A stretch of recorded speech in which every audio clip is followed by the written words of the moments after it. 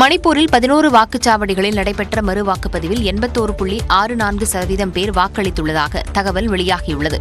மக்களவைத் தேர்தலில் கடந்த 19ஆம் தேதி நடைபெற்ற முதற்கட்ட வாக்குப்பதிவின் போது மெய்தி சமூக மக்கள் அதிகம் வசிக்கும் இன்னர் மணிப்பூரின் குறை சட்டமன்ற தொகுதிக்குட்பட்ட சில வாக்குச்சாவடிகள் உட்பட பல்வேறு இடங்களில் வன்முறை சம்பவங்கள் நிகழ்ந்தன. வாக்குப்பதிவு இயந்திரத்தை தீ வைத்து கொளுத்தியதுடன் துப்பாக்கிச் சூடும் நடைபெற்று ஒருவர் காயமடைந்ததால் 11 வாக்குச்சாவடிகளில் மறு வாக்குப்பதிவு நடத்த தேர்தல் ஆணையம் உத்தரவிட்டது. அதன்படி பலத்த பாதுகாப்பு ஏற்பாடுகளுடன் நேற்று மறு வாக்குப்பதிவு நடத்தப்பட்டது. 19ஆம் தேதி நடந்த வாக்குப்பதிவில் 70% வாக்குகள் பதிவானதாக கூறப்பட்ட நிலையில் நேற்று மாலை 5 மணி நிலவரப்படி 11 வாக்குச்சாவடிகளிலும் 81.64% வாக்குகள் பதிவாகியுள்ளன.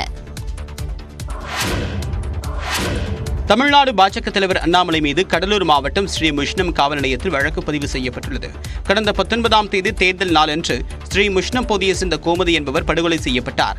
அந்த பெண் தங்கள் கூட்டணிக்கு வாக்களிக்கவில்லை என்ற ஆத்திரத்தில் திமுகவினர் அடித்து கொன்றுவிட்டதாக அண்ணாமலை தன்னுடைய எக்ஸ் பக்கத்தில் கண்டனத்தை பதிவிட்டார்.